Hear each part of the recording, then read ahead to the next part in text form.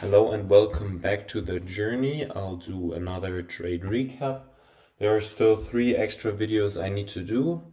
So between this, the vlog, and the dashboard video that I am finishing today, if nothing unexpected happens, but I'm really hoping to get that done today.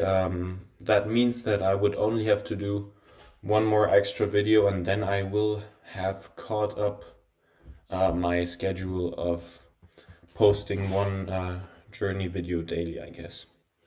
Anyways, we'll start with this. So there was news at 2:30 p.m. or 1 hour before New York Stock Exchange open. And it was a red folder, but nothing really major. But yeah, I'll get right into the trade. So I'll start with UJ first to do a general analysis because price movement there was a bit worse. So we start with us being still bearish because we didn't hit this high and we also didn't hit this high. So no break of structure on the 4 hour. Still mark out this bullish fair value gap for a price to potentially tap into, which eventually it did. And we can see that it bounced right back out of it, but that would have been way too late for my trades anyways. On the 1 hour, however, we mark out this high, and then this is when market opens. Nothing major happens yet, but then with the 10 a.m. candle, we finally break structure, sweep the liquidity during 9 to 10 a.m., go down to the 15-minute, mark out this bullish fair value gap, mark out this bullish fair value gap, and then we also finally break above the 4 hour structure, but that happens way too late for us because I stopped trading on this candle. So this whole move would have been nothing. Even if I were to have found an entry, would have been like something like this. And yeah, that would have been a 1 to 0.6, so really terrible risk to reward. But I didn't take a trade on that pair anyways, because we had a really nice setup on GJ. So if I were to go on GJ, we mark out, because we formed this doji candle that was still bullish.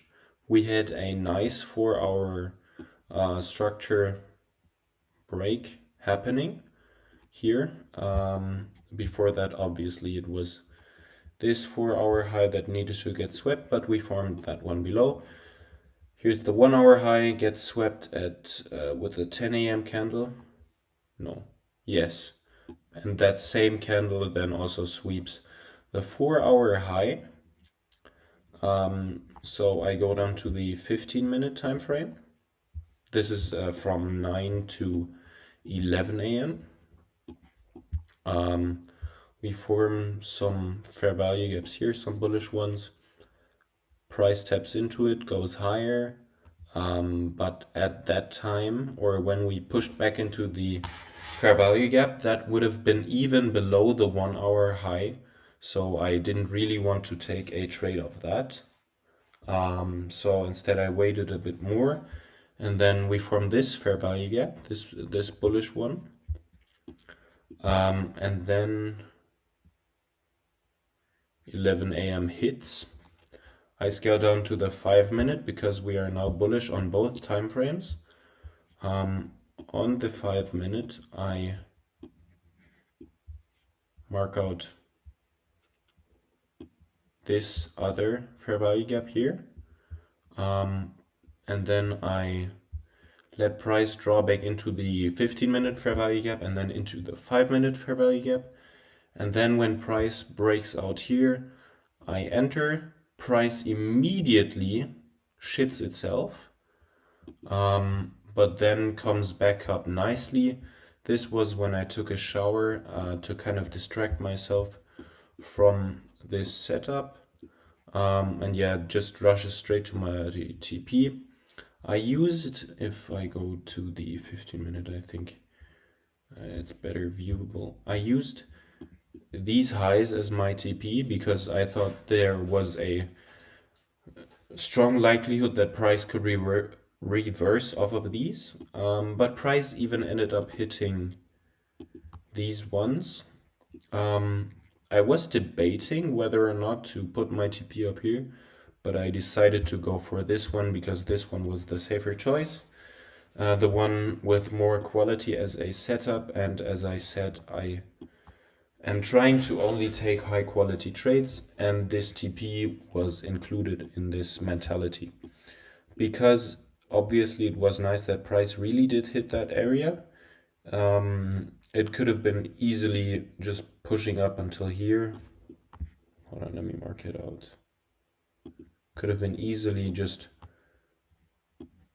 make it past these TPs and then just dump after this.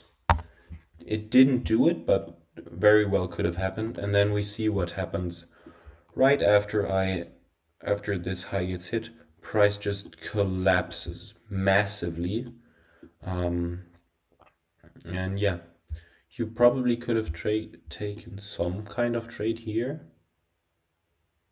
Yeah, somewhere within here you probably could have taken a nice short, but that's for New York session. Anyways, I'll show a quick proof. So I think, yeah.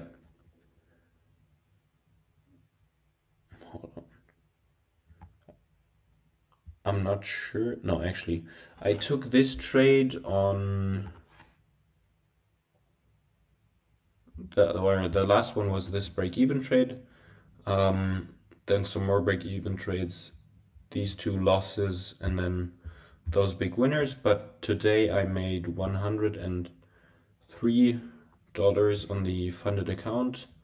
The total P&L for this week is still minus $10. But I am back up at 2% in the positive on the account.